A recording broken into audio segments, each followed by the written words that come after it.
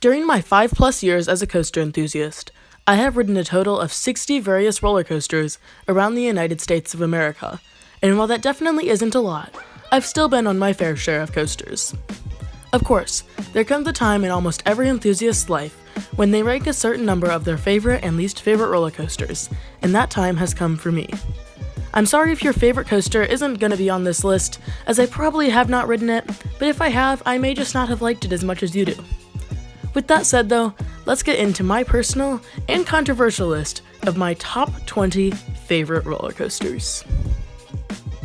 Barely sliding in to the bottom of the list is a B&M hypercoaster that some people rank very highly and others very low. This is Raging Bull at Six Flags Great America, and I fall somewhere in the middle of that group, although leaning towards the lower end. This is one of the first hypercoasters that B&M produced, and it is the only twister layout to date. In my opinion, it isn't the most amazing ride out there. One of the things that gets raved about most is the drop on this coaster, and it is very good, but still a bit overrated. After the drop though, it gets pretty boring. There are a few elevated turns, but they are taken very slowly, making them completely forceless. Raging Bull also has awful pacing, so you crawl through the turns at the end of the ride, and it feels like you might even valley. Overall, it was an okay attempt, but B&M should definitely stick to hypers more focused on airtime. Number 19 actually belongs to two coasters, although they are exact clones, so I don't feel too bad about it. These are the Superman Ultimate Flight B&M Flying Coaster clones at Six Flags Great America and Six Flags Over Georgia. There is another clone in New Jersey at Six Flags Great Adventure, so I'm sure it also belongs here, but I haven't ridden it, so it would feel wrong to rank it. These are pretty strong coasters, and while by all accounts they aren't the best flying coasters, they are still very fun rides. It is awesome to traverse elements while looking at the ground and feeling like you could fall out at any moment, although of course you won't. The pretzel loop in particular is an amazing element, and one of my favorite inversions. The forces are very strong, and I've always described it as feeling like an elephant is sitting on your chest. The only reason these two coasters don't rank any higher is because after the pretzel loop, there isn't much to the rides. They go through a few overbank turns and a forceless helix before a fun but not forceful roll into the brakes. Overall, I do think the Over Georgia coaster is better because it has a lot more near misses, but both are fun rides deserving of a spot on this list. Coming in at number 18 is Prowler at Worlds of Fun. This is an interesting one because it is very hard for me to rank. I haven't ridden it since 2014, but I remember liking it a lot. The only problem is I don't know if I liked it so much because I hadn't ridden many other coasters, or because I really did like it. I like the way that the coaster goes back into the woods and has sort of a twister out and back layout, but I can't remember how strong the airtime or laterals are. I really want to put this higher because I love GCIs, but remembering so little just holds me back. Number 17 is Intimidator at Carowinds. Okay, let me explain here. I know there are some very big fans of this ride and model, but now I have placed two of them outside of my top 15. I said when talking about Raging Bull that B&M should stick to airtime-based hypers, and I think that still stands here because Intimidator is not airtime-based. There is some of the weakest floater I have ever felt on most of the hills. I think this is mainly due to the horrible trims that are on every hill except one. The trimless hill does give the best air on the ride, but that's kind of sad as it's still pretty weak. Intimidator doesn't feel very fast either, and there's no such thing as force on this ride. I think Intimidator has potential, but it was very wasted by the trims. One of the weirdest coasters I've ever ridden is at number 16. Powder Keg at Silver Dollar City is a very good ride, but also a very strange ride. It originally opened in 1999 as Buzzsaw Falls, a Premier Rides liquid coaster. However, due to large amounts of technical issues, S&S Sansei was called to in 2003 to give the ride a twist. It now operates as an air launch coaster, and interestingly enough, it still uses some of Buzzsaw Falls' old track. The air launch is very intense, and my favorite of the launches I've experienced, and all of the elements are very smooth and enjoyable. What makes this coaster weird though, is that after the first main section, you hit some brakes and go into a lift hill. This is one of the few coasters out there to have both a launch and a lift hill, but what makes this one more unique is that this lift is the same one that Buzzsaw Falls used to operate with. After the lift hill, you get a nice drop before helix into the brake run, so not much, but for what it does do, it is great. That's how I would describe this coaster as a whole. Not the best, but very good. Number 15 is a coaster cloned all over the world, Batman the Ride at Six Flags St. Louis. I'll try to keep this brief, since I'd almost be willing to bet most of you guys have ridden one of the clones yourself. Batman is a very intense B&M invert. It has a very compact and short layout, but it still packs in 5 great inversions and remains the only coaster that I have ever blacked out on. It is an easy gray out almost every time, although it isn't always the smoothest. There can be a distinct rattle depending on your row, and normally rattles don't bother me, but this one causes some headbanging on the 0G rolling corkscrews. Even with the possibility of a rattle, this is a great ride. The pacing is excellent, so you always feel like you're moving pretty fast, and overall it is an enjoyable coaster. I have ridden another one of these clones at Six Flags Great America, however I have an unpopular opinion that the clone there is much rougher and less forceful than the St. Louis coaster. Because of all this, Batman is my number 15 coaster. Another coaster from my home park of Six Flags St. Louis is at 14. I've always had a soft spot for old woodies and generally love them, and Screamin' Eagle is no exception. This coaster was huge when it first opened, being the tallest and fastest coaster in the world. It has an out and back layout full of great floater moments, and even one pop of strong ejector coming off of the 180-degree turnaround in the back row. Oh, and did I mention that this coaster is entirely among the trees? Screamin' Eagle has an amazing setting that makes it feel like you are going way faster than you actually are, and just gives an awesome sensation in general. The setting also provides for an amazing night ride, and my second favorite night ride at the park, only falling behind the Boss. As far as I am concerned, Screamin' Eagle is a perfect ride for what it is supposed to be, which is why it lands at the number 14 spot. Number 13 will almost definitely be a bit of a shock for some people, so here we go. I have placed Nighthawk at Carowinds at this spot. Hear me out. I only got one ride on Nighthawk in the 4th row, and it is one of the roughest coasters I have ever ridden. However, I don't have a problem with the roughness. In fact, I think it adds to the ride by making it more intense. Oh, and by the way, Nighthawk has some amazing ejector airtime. That probably just made you question your whole life, but basically what happens is on some of the fly to lies and lie to flies, the forces shove you into the vest restraint extremely hard, and you feel like the ride is trying to kick you out. It is so hard to describe, but it is some of my favorite airtime ever, just because of how weird it is. Now to address what most people dislike, the roughness. I said already that I thought it added to the ride and I didn't have a problem with it, but the reason I don't have a problem with it is because there is a little handle piece on the restraint that you can use to effectively hold your head up and avoid all roughness and headbanging. The only part of this ride that I dislike is the corkscrews, but even those aren't the worst elements ever. Number 12 is Mr. Freeze Reverse Blast. This Premier Rides launch coaster is pretty unique, along with its mirrored clone in Texas. It starts with a backwards launch that isn't intense, but is very fun, before a huge and extremely intense inverted top hat. In the back row you get some great whip going up, and in the front you get great whip going down. Next, you hit an overbank turn that is intense, but not too special. This is when you go up and hit the highest point of the ride, a little over 200 feet, although the front of the train doesn't experience that. What's interesting about this spike is that it has LIMs on it. This is to boost the train up just a little bit more so that it has enough speed to make it through the course going forwards. It also has a nice winch on the top, which we can assume is there in case the ride valleys.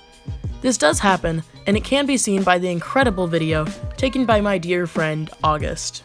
Oh! It freaking... Oh my gosh! Oh, stop! Okay, fine, I'll stop, but that is pretty amazing. Anyway, Mr. Freeze continues back through the overbank turn but forwards, and now it is ridiculously intense with the extra speed from the spike. Next, the valley in between the overbank turn and the inverted top hat is absolutely insane. If you has your hands up, there's literally no way you'll be able to keep them all the way up the whole time. It is so intense. Finally, you go through the inverted top hat again and fall into the brake run and station, which actually gets pretty intense in the back row. Mr. Freeze is an extremely intense ride that is getting a bit rough, but not enough to bother me, so I still love it. Episode 2 of 3 back-to-back Six Flags St. Louis coasters is a ride that I just recently began to like, the Boss. This CCI Woody is absolutely massive. The ride also lives up to its stats. It may be insanely rough, but it doesn't matter. With room in the back row, the drop has standing airtime, and the dip, turn, and second dip right after also provide some amazing forces. A giant turnaround follows this low to the ground sequence, and it has some nice laterals, before a large drop into the roughest, but also the most lateral-filled part of the ride, a super fast turn. This is followed by a rise and turn into the mid-course brake run that will bring you to a screeching halt for a second. The drop off of it would be insane, but unfortunately the trims kinda ruin it. The turn after is pretty slow, but does give some nice air coming out of it. After this, there's a good lateral turn, floater airtime hill, and another turn before the saddest ending ever. There used to be a helix with absolutely amazing laterals, but sadly it tore the track up too much, so GCI had to make a new turn that is honestly pretty boring. The ride finishes with a nice double up into the brakes, where if you rode it right, you will be sitting with a huge smile on your face. This is because the boss is amazing. The St. Louis trilogy ends with American Thunder at the number 10 spot. This smaller scale GCI may not look too impressive, but it packs a serious punch. The second to back row is the best on the ride because you get ejected and yanked to the side on the drop and then get constantly thrown out of your seat for the rest of the ride. There's a series of 2 hills shown here that is amazing. The first has great flagector when you float up and get pulled hard, and then the second hill right after is pure ejector. There are also some great turns that give amazing laterals, and the ride is smooth enough to not give you a headache, but rough enough to feel like a Woody. It is a perfect coaster in my opinion, and lapping it 12 times at night with my coaster enthusiast friend was a great experience as well. Sub to Coaster Dog, guys, come on! My number 9 coaster is another controversial one, but honestly, this is one of the most underrated coasters ever, without a doubt. I am referring to Rock 'n' Roller Coaster at Disney's Hollywood Studios. I'm not a big fan of the Disney parks personally, since they are very family oriented, but this is my favorite ride in the resort, just barely beating out Tower of Terror. I still can't figure out why nobody ever talks about this coaster. It's amazing! The launch is super intense, as is the Sea Serpent roll, and the rest of the ride may not have the most interesting layout ever, but it is very smooth and enjoyable, plus the onboard audio and theming greatly adds to it. There are so many near misses with pieces of theming, and they are all done incredibly well. Maybe I wouldn't enjoy it quite as much if I were to ride it again now, but as it stands, Rock 'n' Roller Coaster is awesome and incredibly underrated. Goliath at Six Flags Over Georgia is my number 8 coaster. I'm obviously not a big B&M Hyper fan, but I'll admit that I did enjoy Goliath. It has a great and underrated drop, and despite the strong rattle at the bottoms of the drops, the rest of the ride is filled with excellent airtime that is infinitely better than Intimidator's. There is also a 540-degree helix in the middle of the ride that is a great gray out moment. The 3 final smaller camelbacks are the best part of the ride for me. They all have borderline ejector, so I think they're great, even if maybe not as great as some people say. Every element on this coaster surprised and impressed me, so it deserves my higher ranking and praise as the best B&M Hyper I have ridden. Here we see a change in rankings for my top 10 roller coasters at Carowinds video. Number 7 is Copperhead Strike, the new for 2019 multi-launch coaster at Carowinds. This coaster is one of the most fun that I have ever ridden. The hang time in almost every inversion is amazing, especially the JoJo roll in the first vertical loop. There are also a few great airtime moments, the highlight of these being the hill directly after the first loop. The Stangle Dive is also great, however. There's one extremely whippy transition directly after this Stangle Dive, and that transition begins the Spaghetti Bowl section of the ride that definitely isn't intense and is the weakest part, but is still very fun to glide through. In conclusion, this is one of those coasters that is the definition of fun. Number 6 is Afterburn, also at Carowinds. In my Carowinds ranking video, I put this below Copperhead Strike, but after thinking about it more, I changed my mind. While it was a bit disappointing, Afterburn is still a very good ride. It feels like a larger scale and not as intense version of Batman the Ride, but way better. Afterburn is glossy smooth despite its age, and all of the elements give some great whip or intensity. The trenches are also a great touch between the loop and Immelman and on the Batwing. Some other notable elements are the very whippy zero-G roll and the even more whippy corkscrew, which somehow doesn't give any headbanging. I don't think Afterburn is quite as good or intense as some people say, but it is still very good and my second favorite coaster at Carowinds. Number 5 is the first RMC on the list, and my least favorite RMC that I have ridden, Goliath at Six Flags Great America. I only got one ride on this coaster in 2018, but boy was that an excellent ride. The drop is one of my favorite airtime moments ever, with its extremely steep angle and nice tunnel at the bottom. The first turn is also very underrated. It gives this weird hang time sensation, but I really like it. Next is a very good sustained ejector airtime hill. Very nice. A dive loop follows, which is, get ready to hear some blasphemy, my favorite inversion on the ride. Yeah, I prefer the dive loop to the 0G stall. This stall is still very good and definitely in my top 10 inversions, but I honestly do like the dive loop more. The ride ends with a smaller and not as good version of the first turn, before a whip into the brakes. It may be a short ride, but the elements it packs in are very good. If Copperhead Strike was the definition of fun, then my number 4 coaster, Time Traveler, is fun itself. The first Mack Extreme Spinning Coaster is at Silver Dollar City, and it is amazing. The 100-foot vertical drop out of the station is ridiculous, especially in the back car. The rest of the ride isn't the most intense, but it is so fun and enjoyable. The 2 big inversions have some nice hang time, and the launches, while far from forceful, are very cool. There are also 2 moments of airtime aside from the drop that are very good. These are the twisted hill after the 95-foot tall loop, and the underrated pop into the second launch. Time Traveler is by far the most fun coaster I have ever ridden, and it is one of the best coasters I have ridden for sure. Now for the top 3. All of these coasters are incredible, especially the top 2, which I might add are both very interchangeable. I still haven't fully decided which one I like better. With that said, my number 3 coaster is Twisted Cyclone at Six Flags Over Georgia. This RMC hybrid gets pretty overlooked in the community for its short ride time and generic layout, but I love it. I have one ride on Twisted Cyclone, and that was a back row morning ride, so it was crawling, but even with that, I loved this coaster. It was headlined by 2 incredible pops of super strong ejector airtime, along with my second favorite wave turn that I have experienced. The 3 inversions that it packs in the short ride are also very good and enjoyable, especially the final roll. Despite only riding Twisted Cyclone when it was running slow and it being very short, I loved it for its incredibly smooth and airtime-packed ride experience. Number 2. Fury 325 at Carowinds.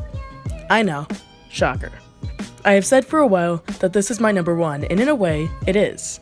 As I said before, Fury and my number 1 coaster are very interchangeable as for which is better.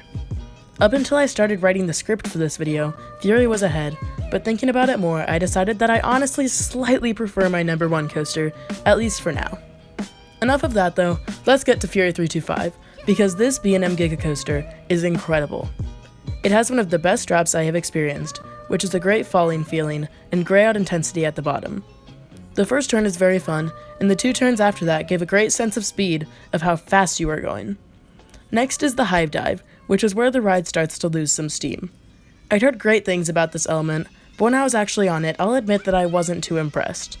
It lacked airtime and it really just didn't feel that special. Anyway, following the Hive Dive is a mediocre turn before a trimmed but still sustained ejector airtime hill. This is my favorite moment of airtime on the ride because of its length, but unfortunately the element that follows, a drawn-out helix, is pretty lackluster. Fury finishes with 2 more ejector airtime hills before finally pulling up into the brakes. It's a long ride stats-wise, but honestly it feels pretty short. The other con is the lacking second half. The airtime is good but not excellent, and the other elements are taken pretty slowly and have little to no force. I absolutely love this coaster, but I do find it to be pretty overrated. However, the same cannot be said for the underrated coaster known as Outlaw Run, which is my current number 1. I always prefer a good Woody to steel coasters, and Outlaw Run is no exception. It is smooth enough to not jackhammer your brains out, but rough enough, and just rough enough, to have that awesome Woody feel. The back row on this coaster is so incredible when you get pulled over the drop and all of the airtime hills.